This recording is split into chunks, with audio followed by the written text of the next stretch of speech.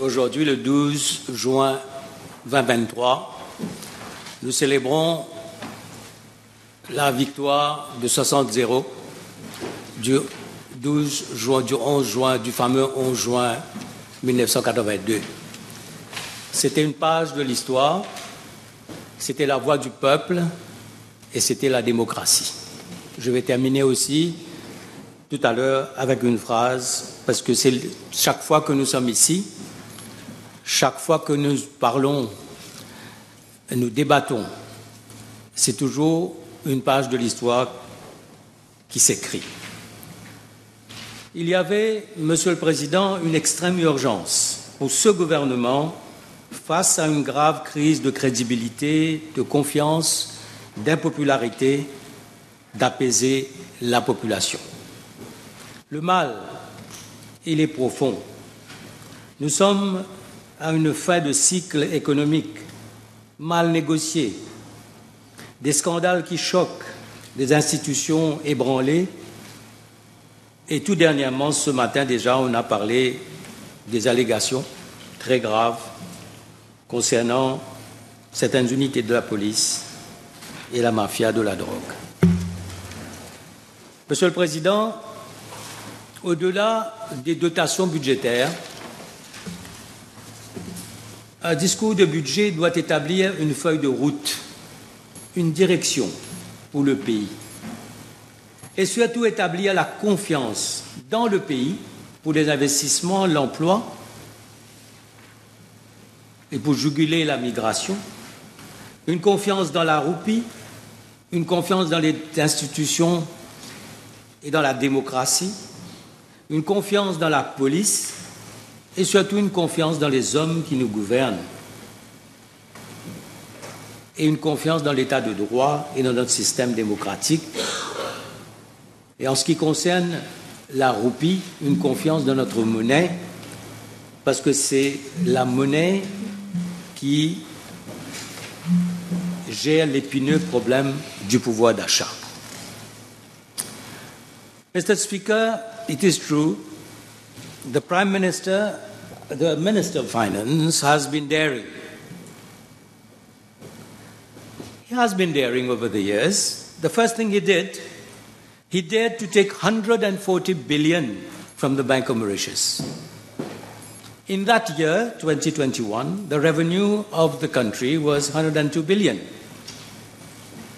And he took 140 billion, which ended up that he had a total of 242 billion in that year.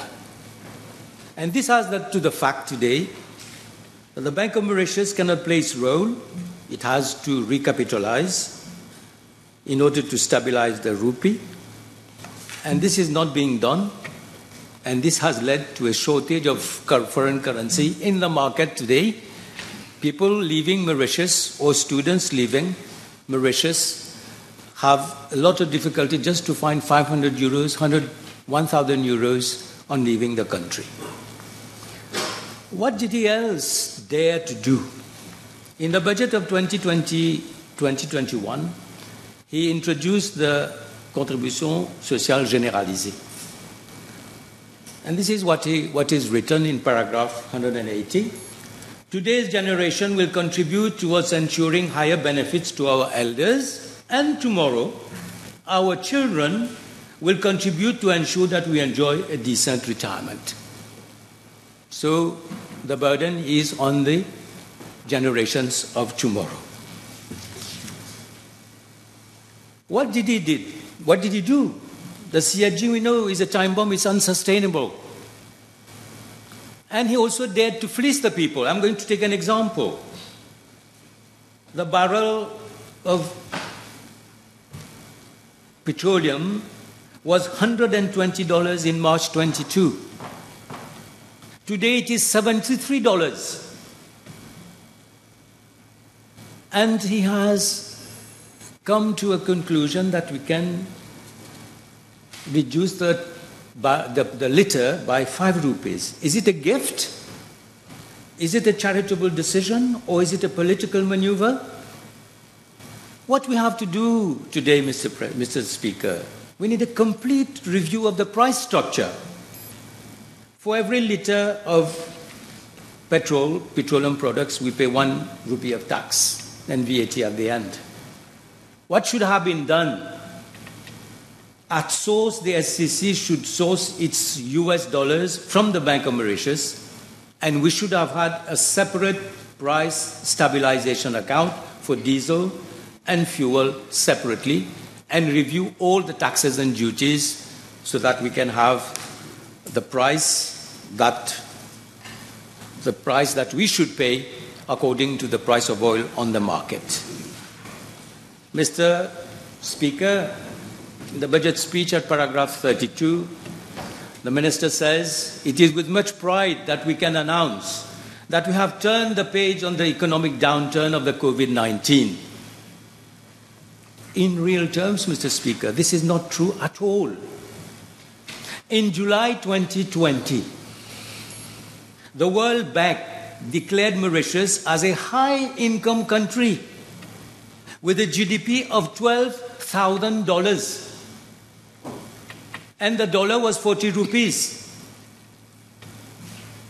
Today, the GDP is expected to be $10,000 at the end of 2023, according to Trade Economics, an institution that captures major economic indicators for 196 countries.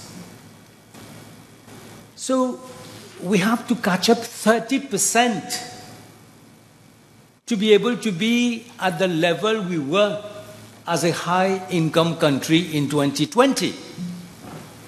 So how can the Minister of Finance come up and say that we have turned the page and now we are at pre-COVID level? In fact, to be able to catch 30%, we need 5 years of constant growth of 5%. Mr. Speaker, sir, the conclusion is very simple. We are worse off than before the COVID. We are poorer. This is undeniable. And as I said, he dared to fleece the people. And now he has continued with the economic model by promoting an economic model based on hyperconsumption and indebtedness of the households. Household indebtedness is 147 billion for this year, Mr. Speaker, sir. And this is going to be very damaging for a net importing country as Mauritius. Two consequences: balance of payment, indebtedness of the household, as I said, 147 billion.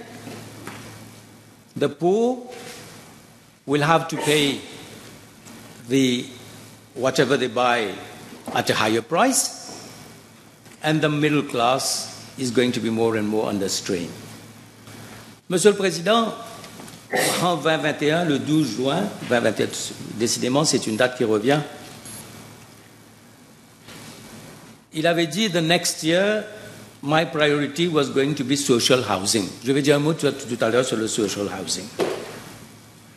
Et avant ça, il avait dit ma mesure principale dans une émission à Radio Plus.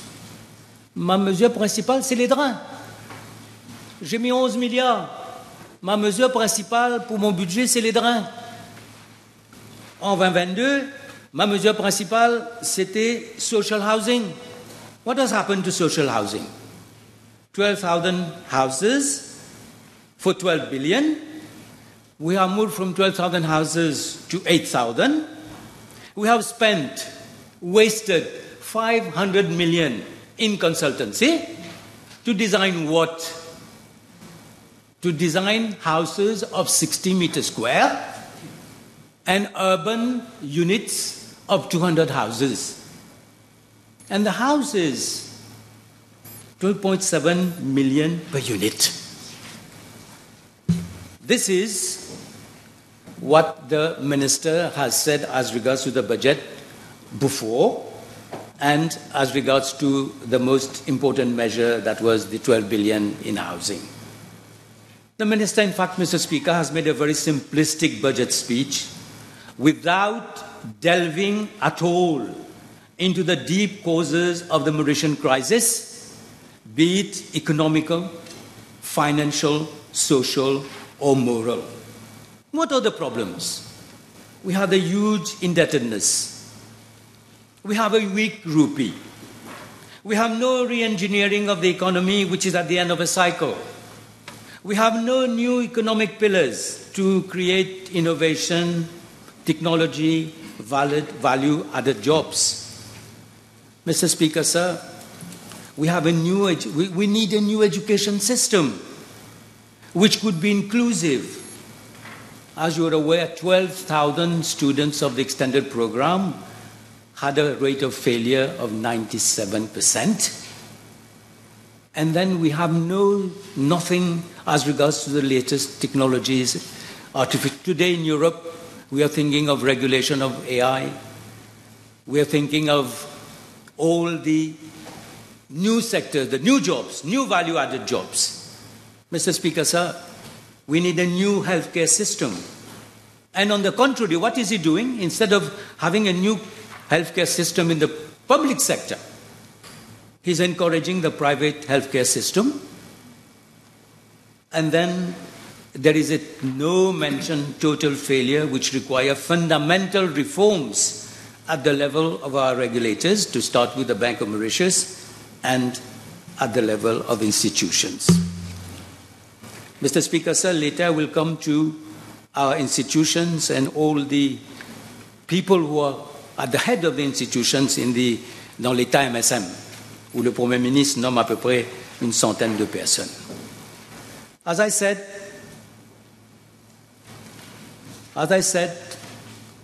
il ne s'est pas attaqué aux problèmes fondamentaux de l'économie et a échoué sur de nombreux fronts.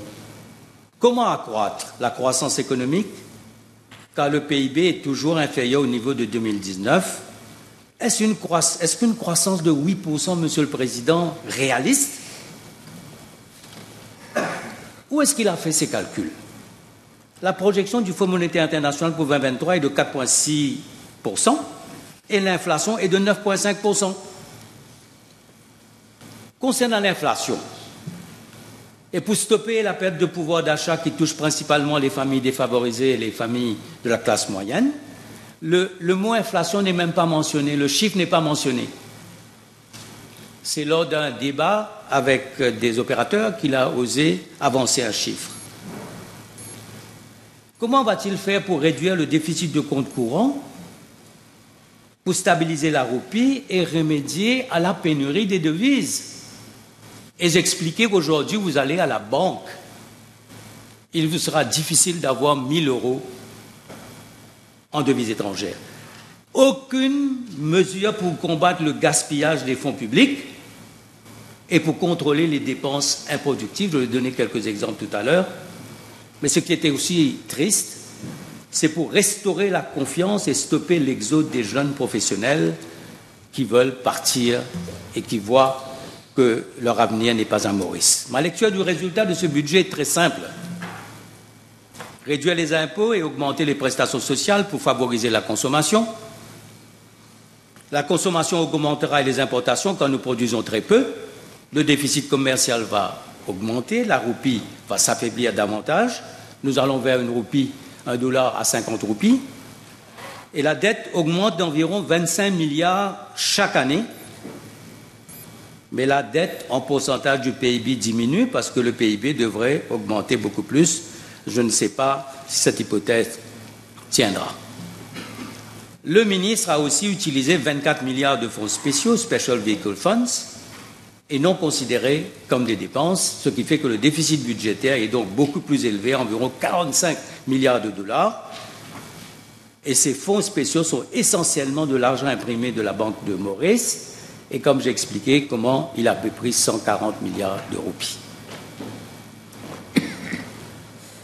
Nous savons que la Banque de Maurice doit être recapitalisée.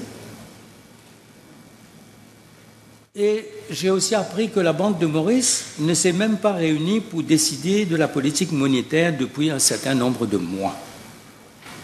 C'est clair que l'inflation restera donc élevée. Et le ministre avait avancé un chiffre, il avait donné un chiffre, à peu près 7%. Le problème du vieillissement de la population n'a jamais été évoqué mais c'est un gros problème réel. On encourage les travailleurs étrangers, mais il n'y a pas un système réel pour faire venir de l'expertise. Et c'est clair que notre ministre des Finances utilise l'inflation pour stimuler la TVA. La TVA, les recettes vont augmenter de 47 milliards à 104 milliards. L'income tax, les recettes vont augmenter de 41 milliards à 47 milliards.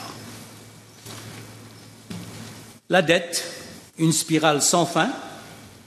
La dette totale du secteur public s'élevait déjà à 483 milliards au 23 mars, contre 449 milliards selon les estimations. Donc déjà, il y avait un surplus de 34 milliards qui n'était pas prévu.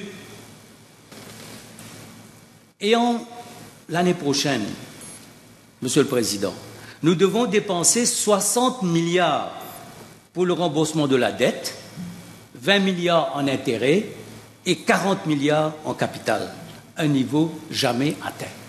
60 milliards pour l'année prochaine, Monsieur le Président. Nous savons aussi que depuis 2014, le dollar s'est apprécié de 30 roupies à 46 roupies, ce qui implique une dépréciation de la roupie d'environ 49%. Et dans le même temps, le prix de l'essence, comme j'ai dit, est passé de 44 roupies à 74 roupies. J'ai bien expliqué comment the minister has fleeced the people. Et il y a aujourd'hui un déficit de 5 milliards à la STC. Et je rappelle à la Chambre que le ministre des Finances avait dit que c'est le peuple qui va payer le déficit de 5%. Moi, je dis que la STC doit négocier le meilleur taux de dollar auprès de la BOM et il faudra un Price Stabilization Account pour le diesel et la structure de prix devrait être revue pour que le prix du baril à l'origine soit répercuté au niveau du consommateur et il faut mettre fin aux taxes abusives. Laissez-moi dire 2 mots sur l'éducation parce que c'est un très gros budget, presque 19 milliards. Le ministre annonce la gratuité de l'éducation préprimaire, ce qui est une bonne chose, à condition que la qualité de l'éducation soit adéquate dans l'ensemble des institutions, quand nous savons que le coût peut varier de 1 000 à 10 000 roupies par mois. Donc on attend un peu comment cette réforme sera faite. Mais à ce chiffre de 19 milliards, et de 19 milliards pour le budget et de 12 000 enfants pour l'Extended Programme, je voudrais ajouter d'autres statistiques. 10, 7, 5, 3, 1. Donc pour 10 enfants qui vont entrer en préprimaire, 7 vont réussir le cycle primaire, 5 vont réussir la SI, 3 la HSI, et il y en aura un seulement qui va terminer à l'université, encore que ce diplômé risque de quitter le pays. Et quand on dépense 19 milliards de roupies pour un système d'éducation, et arriver à ces résultats, je pense qu'il y a un problème très très grave, parce que dans beaucoup de cas, j'ai aussi appris qu'on a baissé le niveau pour pouvoir allouer des crédits dans certains sujets. Donc on a un système où pour 10 enfants qui entament une scolarité, seulement un enfant ira à l'université et les risques, c'est qu'il quitte le pays. Et l'enveloppe est de 19 700 milliards. Le Extended Programme a été un désastre. Le Online Education a été un autre désastre. Mais, Monsieur le Président, le moment est arrivé de revoir complètement notre système d'éducation pour relever les défis de demain. Laissez-moi dire 2 mots sur l'économie bleue.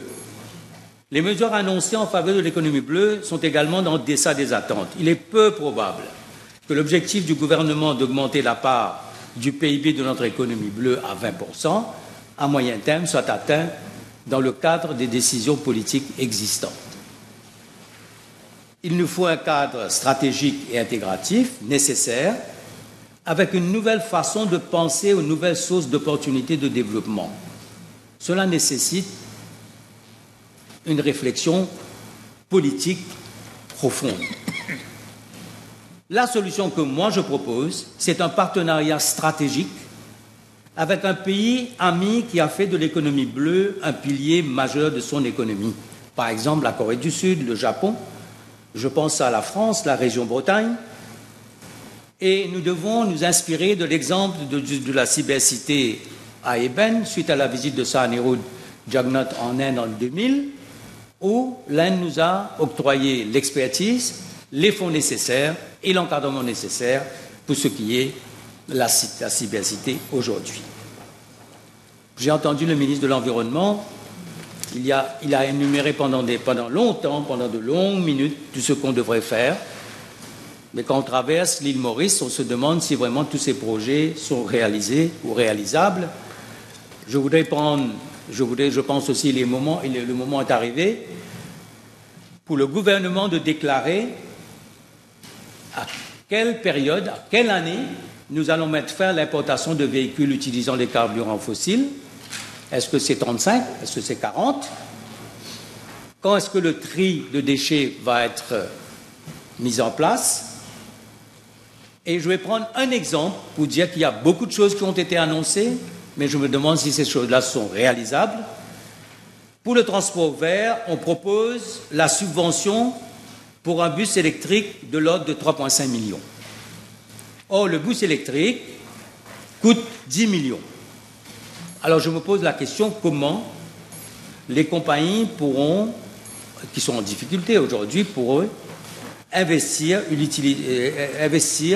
6,5 millions pour un bus, alors qu'un semi-low flow bus aujourd'hui coûte 3 millions et la subvention est de l'ordre de 1 million.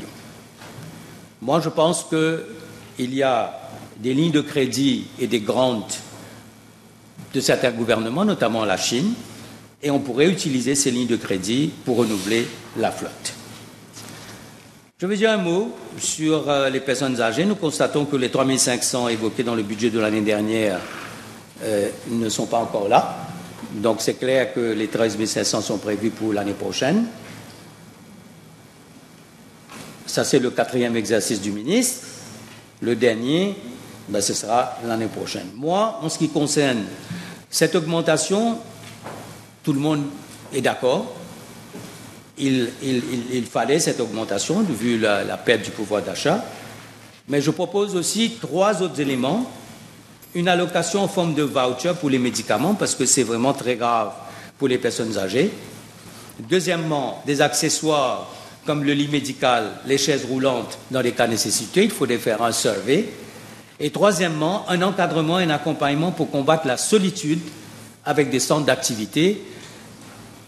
La semaine dernière, en Angleterre, on a créé un Loneliness Awareness Week pour les personnes seules et personnes âgées. Je pense que c'est quelque chose à laquelle il faudra penser. Pour les jeunes, on a dit 15 000 jeunes à 20 000 roupies, cela fait une enveloppe de 300 millions. Alors, je me demande, est-ce qu'il ne fallait pas mettre un scheme pour que le jeune puisse envisager son avenir avec confiance et utiliser cet argent de bon escient avec des dépenses utiles.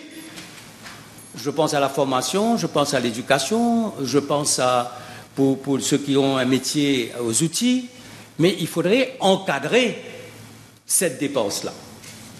Monsieur le Président, avant de passer à certains d'autres domaines, je voulais dire un mot sur le Africa Agenda. Il est évident que notre avenir économique, c'est le continent africain. Je constate que le ministre des Finances ne démontre pas la volonté, le dynamisme nécessaire pour créer l'environnement des affaires, pour qu'on puisse avoir des piliers pour réussir ce pari comme un hub. Nous avons une grande expertise dans le domaine agricole, dans le domaine du textile, dans le domaine du tourisme, dans le domaine du secteur financier. Cette intelligence-là, nous pouvons la proposer à l'Afrique, en anglais et en français. Alors, moi, je pense qu'on est en train de parler de l'Afrique, mais vraiment, c'est comme si le cœur n'y est pas. Je me suis même posé la question, est-ce qu'un jour, il ne faudrait pas avoir un ministre des Affaires africaines pour justement donner à au continent africain toute l'importance et le poids nécessaires pour que nous puissions assurer notre développement économique. Mr. Speaker, sir, let me now come to a number of other issues. First of all, the Prime Minister today answered a question on drugs. He said that in the last 7 years, we have had 25,375 arrests, seizure of 15 billion. If we take this figure, Mr. Speaker, sir, it seems then that we have about 10 to 15 arrests per day. And the official number of people using drugs in Mauritius is put at about 150,000. Mr. Speaker, sir, this is a huge problem for Mauritius. It's a matter of huge concern for each of one of us, of national concern.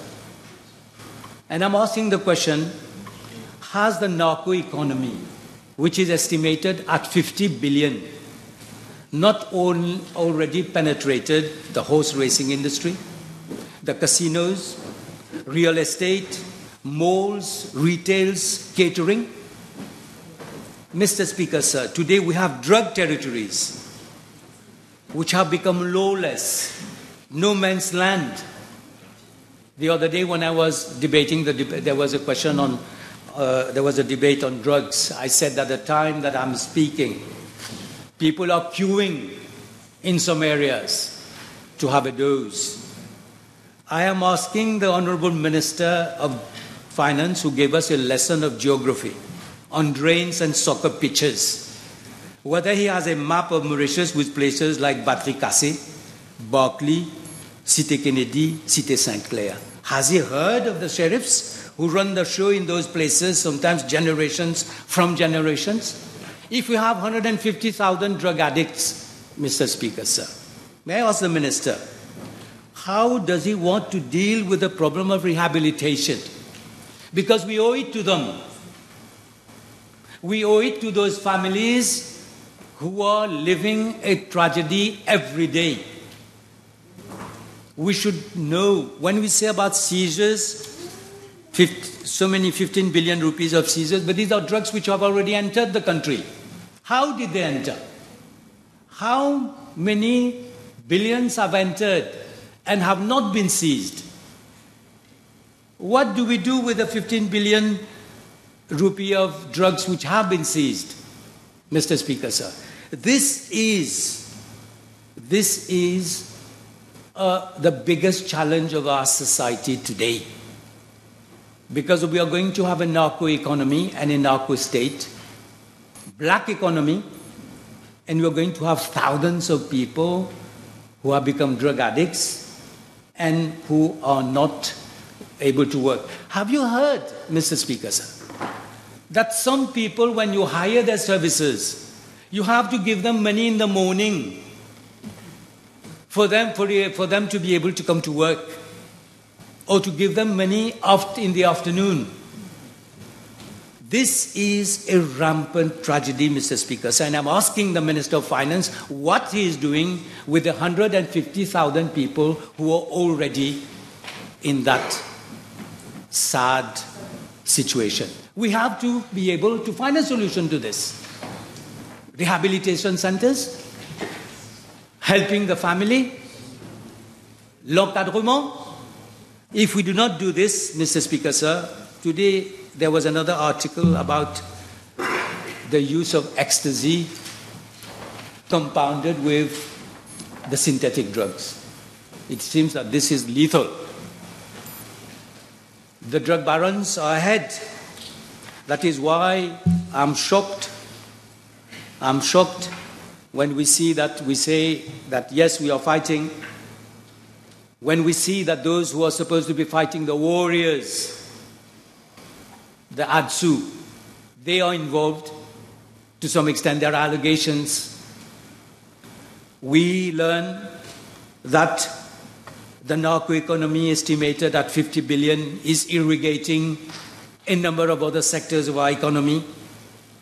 We have this human dimension, the human drama. The rehabilitation, Mr. Honorable Minister, should have been one of your priorities to be able to help those who really want to get out of it. Je devrais aussi dire, Monsieur le Président, que le striking team has to be disbanded. I am asking the Prime Minister that he should take a decision as regards the striking team, because the striking team is giving a lot, is doing him as Prime Minister, the government, a very, very bad name. This is not the way to fight the scourge of drugs when you have allegations of planting, when officers are just taking what they find during a landing. The striking team, il faut absolument mettre en place une unité intègre et efficace. Une unité intègre et efficace, Monsieur le Président. Quant à là-dessous, il faut suivre l'exemple des Seychelles, l'honorable leader de l'opposition l'a évoqué. Il faut, parce que le combat de la drogue, c'est pas seulement Maurice, il faut s'inspirer de l'expérience des autres. En 1986, une des conséquences de la commission d'enquête avait été la mise à pied de l'unité spéciale de l'époque. Et là, l'ex-juge Lam Changlin avait abordé dans le même sens il y a quelques années. Honorable Minister, this is a major problem because it addresses the problem of young people. Il faut absolument, Monsieur le Président, rétablir la confiance dans la police. Un budget de 11,8 milliards de roupies. Il faut rétablir la confiance dans la police et retrouver la dignité de l'uniforme, Monsieur le Président. Nous avons été choqués par les allégations dont je vous ai parlé. Je ne suis pas d'accord que l'enquête sur les membres de Striking Team soit menée par la MCIT.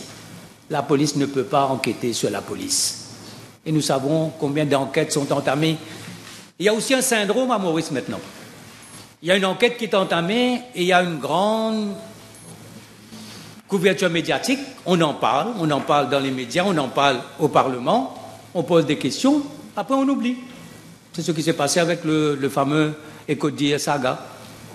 Mais tout le monde pense, sûrement le gouvernement pense qu'avec le temps, les gens vont oublier. On ne va plus parler de striking team. Le striking, il y a eu un accident apparemment il y a 10 jours à Port-Louis. Et les membres il y a une allégation de brutalité contre une famille. Il y avait un jeune homme handicapé, il y avait une jeune fille. C'est une équipe qui pense sûrement qu'elle peut prendre la loi entre ses mains. Et la cassette qui a été évoquée, le pendrive, c'est des conversations pendant des années, Monsieur le Président. Alors, moi, je pense qu'il faut absolument que la police puisse retrouver ses lettres de noblesse. Et là, il faut que le commissaire de police s'occupe de law and order. Nous n'avons pas besoin d'un régime policier, d'un État policier. Nous avons besoin de la police au service de la population. Monsieur le Président, let me just have a few words on corruption. The ICAC is costing us 1 million rupees almost a day, Mr. Speaker, sir. And in this country, there is, as regards to procurement, as regards to accountability, transparency, not much is said. Not much is said. I'm going to give you one example in the constituency of the Prime Minister himself.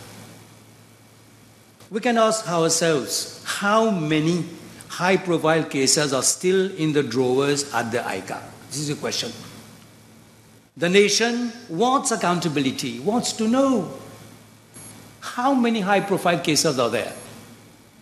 Do we have this syndrome that's saying that once the high profile has been there with the media and hype and everything, and then we forget about it? But we have to open those high profile cases someday. We have to open those high profile cases someday, Mr. Speaker, sir. I'm going to now to take an example. It's about drain projects in the constituency of the Prime Minister in Kambulel.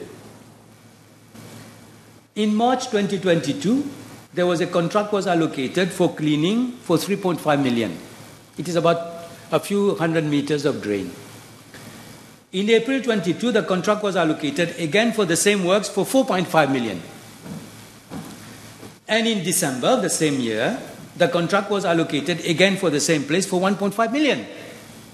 So in the constituency of the Prime Minister, in that project, it cost, the cleaning of drains cost 9.5 million.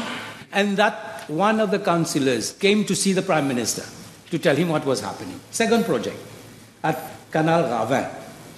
A contract in 2019 was awarded for maintenance of 5 million. In 2021, the contract was awarded for 15 million under emergency procurement to people close to the party. And then there was an open bid and the same contract was awarded for 7.9 million. Now, we cannot have such cases. And when I said that the minister had said that my main measure is drains and I'm putting 11 billion throughout the country, we have a problem of accountability. We have a problem of wastage. And I'm going to come to waste a bit later. But before that, let me go on the corruption. Nothing in this budget relates to the unjust enrichment, which is a strategic tool to fight corruption, Mr. Speaker, sir. This is not, the Minister of Finance did not at all think of this. How to fight unjust enrichment? Monsieur le Président, les signes extérieurs de richesse dans notre pays sont effarants. Et beaucoup pensent que finalement nous sommes en train d'alimenter un underworld economy quand on voit les voitures, les maisons. Et sans justification de la source des revenus.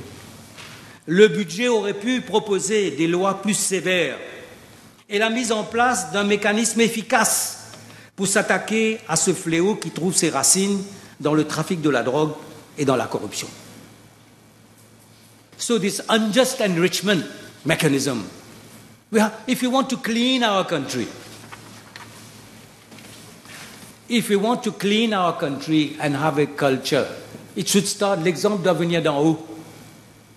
L'exemple doit venir d'en haut du gouvernement, du Premier ministre, des ministres, pour qu'on puisse avoir un pays où il y a une culture d'intégrité et qu'on ait les valeurs d'antan, c'est-à-dire l'effort, le travail, et non pas sombrer dans une économie black market economy based on easy money by fraud and corruption. To conclude. I should conclude. OK. Alors, moi, je propose, Monsieur le Président, un nouvel État. Et ce nouvel État, pour moi, aujourd'hui, ce gouvernement fonctionne avec 4 ministres moins, qui sont partis, qui ont démissionné, qui ont été révoqués. Je pense qu'on peut avoir un État avec moins de ministres. Je propose donc qu'il y ait le train de la vie de l'État doit diminuer. L'État doit être plus responsable. Il y aurait moins de gaspillage. Il faut réduire le nombre de ministres. Deuxièmement, je ne vois pas l'utilité d'avoir des PPS aujourd'hui. Quand on voit un peu le rôle des collectivités locales, des institutions comme le Drainage Authority, je me demande ce que font les PPS, à part superviser et faire des photos et passer sur Facebook. Monsieur le Président, le peuple demande que l'exemple vienne d'en haut et il faudrait donc revoir à la baisse les avantages, les bénéfices, le système de pension des députés, des ministres, des vice-présidents et présidents et ceux qui ont servi notre Parlement parce que nous devons avoir un nouvel État. Laissez-moi conclure, Monsieur le Président. This budget comes at a crucial time, Mr. Speaker, at the end of a cycle, be it economically, socio-economically, constitutionally, and the time, that's why I said the 12th of June, it is the time for fundamental change, just like the people voted in 1982. C'est un gouvernement à bout de souffle qui veut s'accrocher au pouvoir par tous les moyens. The latest unraveling of scandals and disturbing events which have shaken our trust in the police force have brought our nation and all the other scandals to a standstill. In fact, the people are in a permanent state of shock. We move from one scandal to the other. We have not even been abreast of the latest developments in the inquiry of Ecodia saga and the inquiries of the allegations of drug planting and abusive arrests, that another chilling scandal has surged to the surface involving so-called terrifying connections between the drug mafia and the special units. It is a threat to our democratic fiber, and our citizens already living in a climate of fear and repression are now in a state of despair. I would like to say a few words to the new generation of MSM MPs, because I've heard many speeches, written speeches from La Cuisine. No, this is, you're reading a written speech. Now time is over. My speech. Your time is over. If you want a few lines to conclude, do it. I would like to say that the Honorable Pravin Jagannath has presented two budgets under the Prime Ministership of Paul Béranger. He has also presented one budget as Minister of Finance under the Prime Ministership of Honorable Dr. Ramgoolam. Honorable Juval has been the DPM under the Prime Ministership of Sir Nehru in 1995 and 2014. This is to say that we have all worked together and shared common visions for the future of the country at different times in history. The opposition of today can be the government of tomorrow, and the government of today can end up in being the opposition of tomorrow. Thank you very much. This is democracy. I'm ending. Give me 30 seconds. It is the will of the people which prevails. It is the true example of democracy. We should go beyond the pettiness and refrain from out-of-context references to history. That's why I said we had a dream in 92, and we had a dream also in 24. Monsieur le Président, we say that the opposition should have their say, and the government will have the way. I will say that the people will have their day, the day of reckoning. Monsieur le Président, on aura rendez-vous avec l'histoire très bientôt, et je suis convaincu que le peuple admirable fera le bon choix. Merci. Thank you, Honorable Prime Minister of tomorrow.